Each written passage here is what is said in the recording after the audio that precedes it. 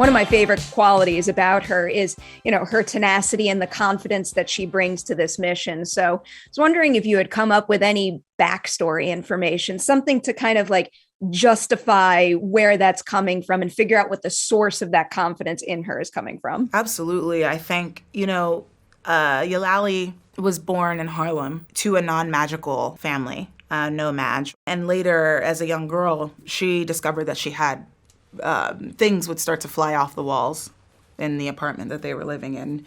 And she was really close with her grandmother, and her grandmother told her that back in the day, there were signs that her great ancestors could practice magic. And so Lally, of course, gets accepted into Overmorny.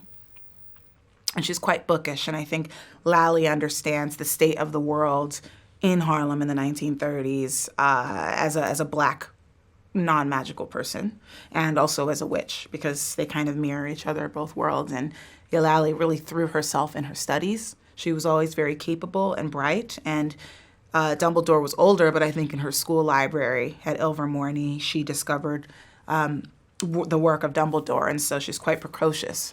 And she wrote Dumbledore, and Dumbledore wrote her back because she realized she was really bright, and they corresponded for a long time, and he's sort of a mentor to her.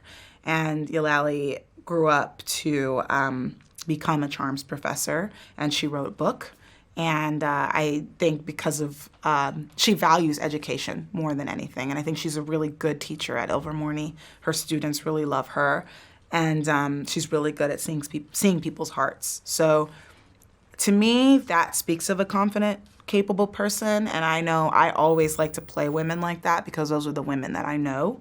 And I think there was really no room for Eulalie to be unsure in this film, the way that oftentimes a lot of women and people of color, they need to be sure to move through different spaces. And I think Lally is a reflection of that, especially in this film.